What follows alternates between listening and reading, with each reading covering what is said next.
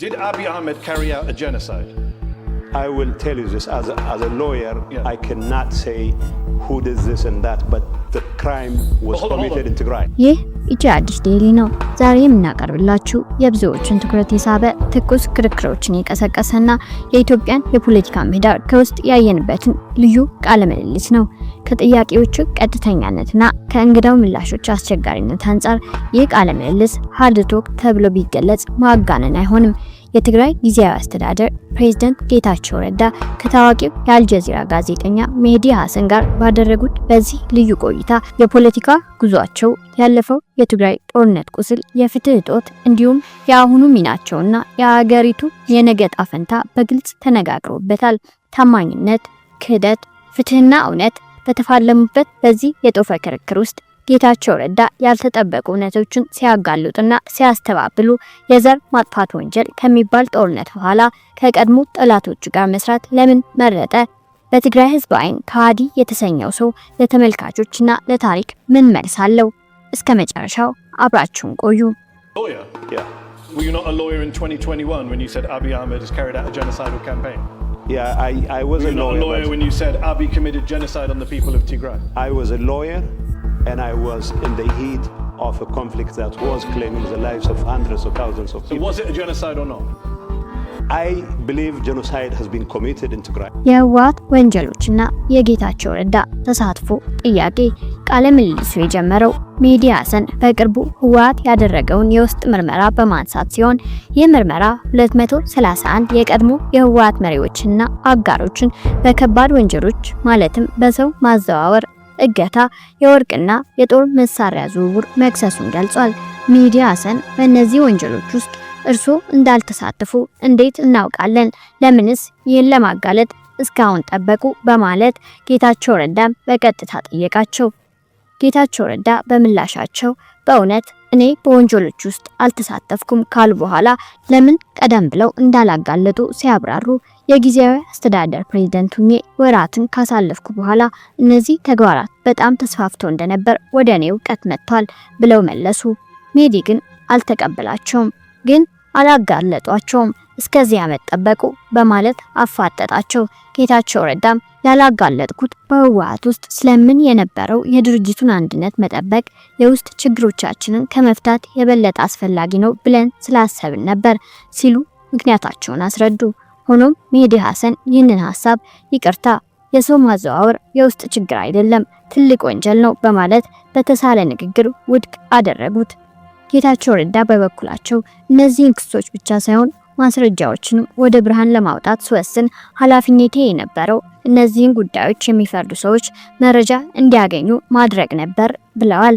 ሜህዲ ግን 231 ሰዎችን አጋልጠዋል ሲሉ አስታወሷቸው።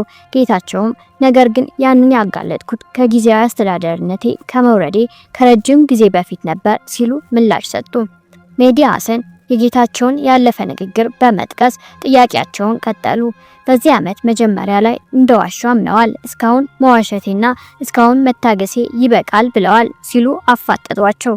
ጌታቸውም አልዋሸውም ታግሼ ነው በማለት ለማስተባበል ሲሞክሩ ሜህዲ ዋሽቻለሁ ብለዋል ሲሉ አቋርጧቸው። ጌታቸውም አይ አልዋሸውም ታገስኩ I tolerated ነው ያልኩት። እነዚያን ነገሮች ወደ እርሱ የተረጎሙለት ሰው ጉዳዩን አጋኖ መሆን አለበት በማለት ተከራከሩ። በምጸት ፈገግታ ሜህዲ ሐሰን ከባድ ጥያቄ አነሱ። እሺ በዚያ አዳራሽ ውስጥ ላለ ሰው 231 ሰዎችን አጋልጠሃል። የሚገርመው ከ231ዱ አንዱም አንተ አይደለህምን ቢል ምን ይላሉ? ጌታቸው ረዳም በቀላሉ እንዳለመታደል ሆኖ ያንን ለሚሉት ሰዎች እኔ ከነሱ አንዱ አልነበርኩም ቀላል ነው በማለት መለሱ። የፕሪቶሪያ ስምምነት ተጠያቂነትና አቋም ለውጥ።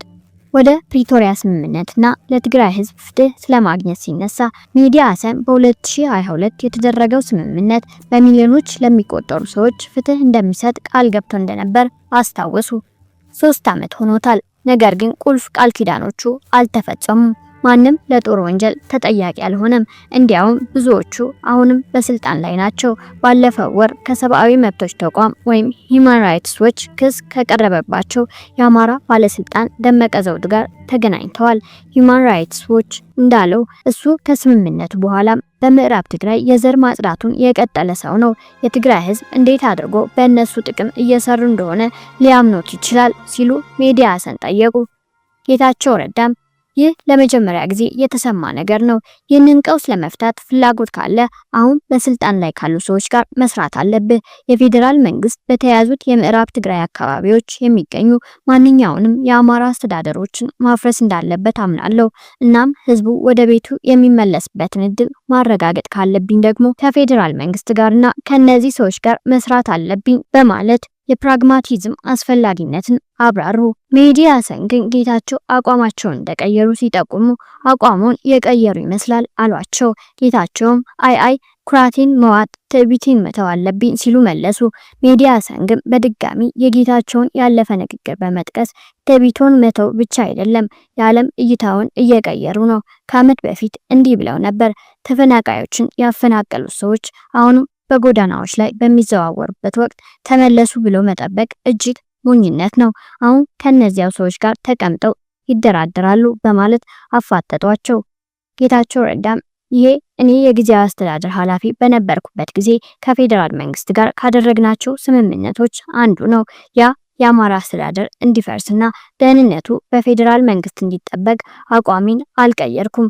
ደመቀ ዘውዱ ያንን አካባቢ የማስተዳደር ስራ ሊኖረው አይገባም፣ ነገር ግን ተፈናቃዮች የሚመለሱበትን ሁኔታ ከፌዴራል መንግስት ጋር መፍጠር ካለብኝ እንደሱ ካሉ ሰዎች ጋር መስራቴን መቀጠል አለብኝ ሲሉ አቋማቸውን የህዝብን ጥቅም ለማስጠበቅ ያለመ መሆኑን ገለጹ። የክህደት ክስና የጌታቸው ረዳ ስህተት እውቅና።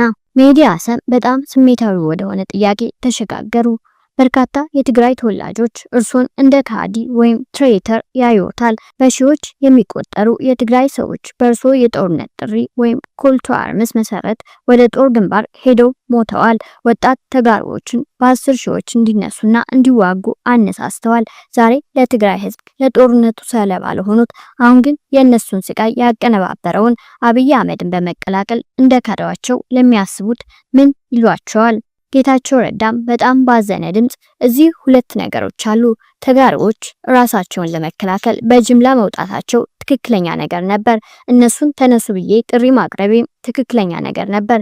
ነገር ግን እኛ እንደ አመራር አባላት ህዝቡን ክፉኛ መክዳታችን ወይም ፌይልድ ዘም ሚዘራብሊ ይህ እስከ መቃብር የሚሸከመውና እኔም የዚያ ውድቀት አካል መሆኔ ነው። አሁን እየሰራው ያለሁት እኛ በሰራናቸው ስህተቶች ለመጸጸት ብቻ ሳይሆን ያ አይነት የተሳሳተ ስሌት ወይም ሚስካልኩሌሽን ዳግም እንዳይከሰት ለማድረግ ነው። ህይወታቸውን የከፈሉት በሺዎች የሚቆጠሩ ወጣቶች ሞት እኛ መሪዎቹ በቂ አስተዋይ ብንሆን ኑሮ ይወገድ ይችል ነበር በማለት ያለፈውን ስህተት አምነው የጸጸት ስሜታቸውን ገለጹ። ከባለሙያዎች የተሰጡ አስተያየቶች። ጸዳለ ለማና ብስራት ለሜሳ። ሚዲያሰን በዚህ ጉዳይ ላይ የጋዜጠኛ ጸዳለ ለማን አስተያየት ጠየቁ። ጸዳለ ለማም ጌታቸው ይህ ከታላላቅ አሳዛኝ ክስተቶች አንዱ ይመስለኛል። ይህ የሞራል ውድቀት ብቻ አይደለም፣ ይህ ሞራላዊነትን ሙሉ በሙሉ የመፋቅ አደጋ አለው። የዘር ማጥፋት ወንጀል መፈጸሙን ትስማማለህ? ይህንን ችግር ለመፍታት ከውስጥ ሆኖ መስራት ወይም ፕራግማቲዝም ልለው እችላለሁ። ደጋፊዎችም ይህንኑ ይላሉ። እስካሁን ምን ሰርተሃል? የትግራይ ህዝብ ካሳ አግኝቷል? ፍትህ አግኝቷል? የፌዴራል መንግስቱ ትግራይን ወደ ፌዴሬሽኑ ለማካተት ሞክሯል? መልሱ አይ ነው። ለተጎጂዎች ፍትህ አለ? መልሱ አይ ነው በማለት የጌታቸውን አሁን ያለውን እንቅስቃሴ በሞራላዊና በተግባራዊ ውጤት ማጣት ወቀሱ። ሚዲያሰን ሌላኛው ባለሙያ ብስራት ለሜሳን የጸዳልን ሐሳብ እንደምትስማማ ጠየቋት። ብስራት ለሜሳ ግን በሚያሳዝን ሁኔታ ከጸዳለ ጋር አልስማማም። አንደኛ በትግራይ የነበረው የዘር ማጥፋት ተብሎ አልተሰየመም።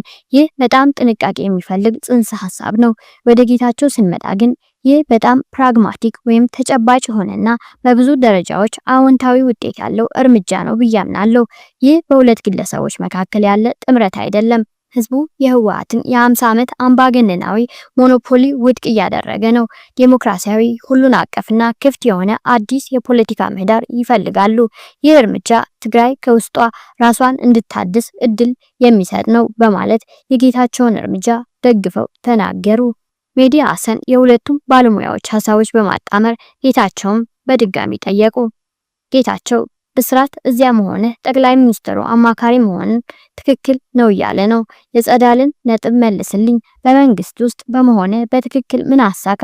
ለትግራይ ምን ፍትህ አመጣ? ጌታቸው ረዳም እኔ እዚህ ስለ ሞራል ልሰብክ አልመጣሁም። እኔ ከነዚያ መሪዎች አንዱ ነኝ፣ በተበላሸው ነገር ሁሉ ተጠያቂ መሆን ከሚገባቸው። ነገር ግን ይህ አጥፊ አካሄድ ለትግራይ ህዝብ እንደማይጠቅም ከተገነዘቡት መሪዎች አንዱ መሆኔንም አውቃለሁ ሲሉ ምላሽ ጀመሩ። መሄዲም ጸዳልን እያመለከተ እሷ የምትለው ምን አሳካ ነው በማለት አፋጠጧቸው። ጌታቸውም አይ መንግስቱን ከተቀላቀልኩ ጀምሮ ማለቷ ነው። እኔ አብይ አህመድ ከሾመኝ ጊዜ ጀምሮ የጊዜያዊ አስተዳደር ፕሬዝዳንት ነበርኩ። እናም በድንገት ከትግራይ ተባረሬ አዲስ አበባ መጥቼ አሁንም ከትግራይ ጉዳዮች ጋር መስራት አለብኝ። አሁንም የትግራይን ህዝብ ጥቅም ማስጠበቅ አለብኝ። አሁን ከጠቅላይ ሚኒስትሩ ጋር የመስራት እድል አለኝ፣ እንደ ፖሊሲ አውጪ ሳይሆን እንደ አማካሪ ሲሉ የራሳቸውን ሚና ገለጹ። በኢትዮጵያና በኤርትራ መካከል ሊፈጠር ስለሚችል ጦርነት ቃለ ምልልሱ ወደ ኢትዮጵያና ኤርትራ መካከል ስላለው ግንኙነት ተሸጋገረ። ሜዲ ሀሰን በ2019 ጠቅላይ ሚኒስትር አብይ አህመድ ከኤርትራ ጋር የነበረውን የረጅም ጊዜ ግጭት በማስቆሙ የኖቤል የሰላም ሽልማት አሸነፈ። ዛሬ ግን በሁለቱ ሀገራት መካከል አዲስ ግጭት ሊፈጠር እንደሚችል እየተሰማ ነው። ታንኮች ወደ ድንበር እየተንቀሳቀሱ ነው። ኢትዮጵያ ከኤርትራ ጋር ሌላ ጦርነት አፋፍ ላይ ናት ሲሉ ጠየቁ። ጌታቸው ረዳም እንደዚያ አላስቀምጠውም፣ ኢትዮጵያ የቀይ ባህር መዳረሻ ትፈልጋለች የሚለው ንግግር አሰብ የተባለውን መሬት በባለቤትነት ከመያዝ ጋር ይደባለቃል። እኔ እስከማውቀው ድረስ የኤርትራን ሉዓላዊነት የሚጻረር ምንም አይነት ተአማኒነት ያለው ክርክር የለም በማለት አስረዱ። ሜዲም ይህ ወደ ጦርነት አያመራም እያሉ ነው ሲሉ ጠየቁ። ጌታቸውም ይህ ወደ ጦርነት ይመራል ብዬ አልጠብቅም፣ ቢያንስ በአጭር ጊዜ ውስጥ ሲሉ ምላሽ ሰጡ። ሜዲ ሀሰን ግን በድጋሚ የጠቅላይ ሚኒስትር አብይ አህመድን ንግግሮች በመጥቀስ ጠቅላይ ሚኒስትር አብይ ግን ይህንን ታሪካዊ ስህተት የወደብ ጉዳይ እናርማለን ብለዋል። ኢትዮጵያ ወደብ አልባ ሆና እንደማትቀር 1,000,000% እርግጠኛ ነኝ ብለዋል። የኢትዮጵያ ጦርም ማንኛውንም መስዋዕትነት ለመክፈል ዝግጁ ነን ብለዋል። እነዚህ እንዴት ማስፈራሪያ አይሆኑም በማለት የጌታቸውን አባባል ተከራከሩ። ጌታቸው ረዳም ፕሬዝዳንት ኢሳያስና ጠቅላይ ሚኒስትር አብይ ቀውሱን ለማርገብ በልባቸው ውስጥ መንገድ ያገኛሉ ብዬ የማምንበት ምክንያት አለኝ፣ እመነኝ ሲሉ እምነታቸውን ገለጹ። መሄዲም ይህ እምነት ነው ሲሉ ተናገሩ። ጌታቸውም እውነታውን ልንገርህ፣ በቅርቡ ወደ አፋር ክልል ቡሬ ድረስ ተጉዤ ነበር። የኢትዮጵያ መንግስት የአስፋልት መንገድ ሲገነባየው በግልጽ የኤርትራ መንግስትን በበኩሉ መንገድ እየገነባ ነው። ስለዚህ በቅርቡ የተፈጠረ አለመግባባት መሆን አለበት። ያንን ያህል ኢንቨስት ካደረጉ ሁለቱ ወገኖች ተመልሰው የሚስማሙበትን መንገድ አያጡም በማለት የሁለቱ ሀገራት ትብብር ማስረጃዎችን አቀረቡ። የአብይ አህመድ የመሲህነት ስሜትና የጌታቸው ረዳ እይታ። ሜዲ ሀሰን የጠቅላይ ሚኒስትር አብይ አህመድን ስብዕና በተመለከተ ጥያቄ አነሱ። የአብይ ተቃዋሚዎች የመሲህነት ስሜት አለበት ይላሉ። እናቱ ሰባተኛው የኢትዮጵያ ንጉስ እንደሚሆን ራዕይ አይታለች ብሏል። አንድ አማካሪው አብይ በእግዚአብሔር የተቀባ ነው ብሎ ያምናል ብሏል። ለእርሶ ይህን ብለውታል? ጌታቸው ረዳም አይ በይፋ ተናግሯል፣ በፓርላማም ተናግሯል አይደል? እሱ እንዳለው እናቱ አንድ ቀን ንጉስ እንደሚሆን ነግራዋለች ሲሉ መለሱ። ሜዲ ሀሰን በድጋሚ አብይ ኢትዮጵያን እንዲገዛ በእግዚአብሔር ተመርጧል ብለው ያምናሉ ብለው ሲጠይቁ ጌታቸው ረዳ በቀጥታ አላምንም ሲሉ መለሱ። መሄዲም ይህንን ነግረውታል ብለው ጠየቁ። ጌታቸውም ልነግረው አይገባኝም፣ እንዲያውም እሱ ከመመረጡ በፊት የቅርብ ጓደኛዬ ነበር ሲሉ አስረዱ። የጌታቸውና የአብይ የቀድሞ ግንኙነት ተነሳ። ሜዲ ሀሰን የቅርብ ጓደኛሞች ነበራችሁ፣ ጠልተውት ነበር፣ የዘር ማጥፋት ጦርነት አራማጅ ኢምፔሪያሊስት ብለውታል። ጌታቸውም ያ ጓደኛሞች የነበርንበትን እውነታ አይለውጠውም አሉ። ሜዲ ከዘር ማጥፋቱ በፊት ማለቱ ሆኖ ሲል ጠየቁ። ጌታቸውም አዎ ብለው መለሱ። ከዘር ማጥፋቱ በኋላስ እንደገና ጓደኛሞች ሆናችሁ ሲሉ ጠየቁ። ጌታቸውም እርስ በርስ እንዋጋ ነበር በማለት ያንን አስቸጋሪ ወቅት ገለጹ። ሜዲ ሀሰን የአብይ ብቃት በተመለከተ አብይ ብቃቱን አስመስክሯል ሲሉ ጠየቁ። ጌታቸውም ብቃቱን ገና አላስመሰከረም በማለት ግልጽ ምላሽ ሰጡ። ሜህዲም ቀልድ በመሰለ ሁኔታ ይህንን ቃለ ምልልስ አይቶ አማካሪው ብቃቱን ገና አላስመሰከረም፣ በዘር ማጥፋት ወንጀለኛ ሊሆን ይችላል ማለቱን ከሰማ ከስራ ያባረረኛል ብለው ያስባሉ ወይስ ያቆዩታል ሲሉ ጠየቋቸው። ጌታቸው ረዳም በድፍረት እንደ እውነቱ ምን እንደሚፈጠር ግድ የለኝም፣ ነገር ግን እነዚህን ነገሮች በይፋ መናገር የግድ ወደዚህ አይነት ውጤት ያመራል ብዬ አላምንም ሲሉ መለሱ።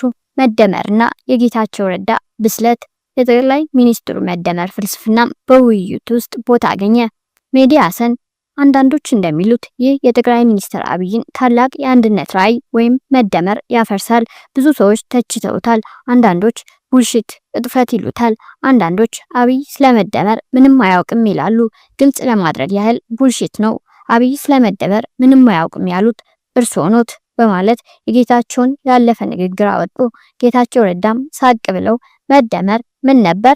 እኔ ስለመደመር ሐሳብ ነበረኝ፣ ነገር ግን በወቅቱ እሱ ባለው ነገር አልስማማም ነበር ሲሉ ምላሽ ሰጡ። ሜህዲም አሁንም ቡልሽት ወይም ቅጥፈት ነው ብለው ያስባሉ ሲሉ ሲጠይቁ ጌታቸው ረዳ በድጋሚ ሳቅ ብለው ምናልባት ባለፉት 5 ዓመታት በሳል ሆኛለሁ እንደዚህ አይነት አጠቃላይ መግለጫዎችን ለማስወገድ ሲሉ መለሱ። ሜህዲም ታድሰዋል፣ አድገዋል በማለት አጠቃለሉት። ከተመልካቾች የቀረቡ ጥያቄዎች። ቃለ ምልልሱ ከተመልካቾች በተላኩ ጥያቄዎች ቀጠለ። ተመልካች 1 ዶናልድ ትራምፕ 8 ጦርነቶችን እንደፈታ ተናግሯል። አንደኛው በኢትዮጵያና በግብጽ መካከል ነበር ብሏል። ግን በኢትዮጵያና በግብጽ መካከል ጦርነት አልነበረም። ስለዚህ እየዋሸ ነው አይደል?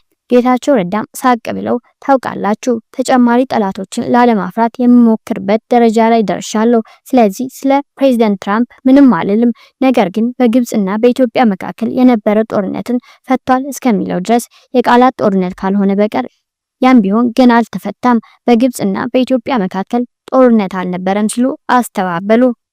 ተመልካች 2 መንግስት በቀጣዩ ሰኔ ምርጫ ለማድረግ ተስፋ አድርጓል። እርሶም ስምረት የሚባል አዲስ ፓርቲ እንዳለው አውቃለሁ። በምርጫው ለመሳተፍ ስላላችሁ ዝግጅት ሊያብራሩልን ይችላሉ? ጌታቸው ረዳም ይህ ፓርቲ የተቋቋመው በህወሓት የለየለት አመራር ምክንያት በትግራይ የነበረው የለውጥ እንቅስቃሴ እንዳይከስም ለማድረግ ነው። ክፍተቱን ለመሙላት እየሞከርን ነው። እኛም እኔን ጨምሮ የህወሓት አመራር ሲሰራው የነበረውን ማለትም አምባገነናዊ ቁጥጥር መድገም አንችልም ሲሉ የፓርቲውን ዓላማ አስረዱ። ሜህዲ ሀሰን የመጨረሻውን ጥያቄዎችን አቀረቡ።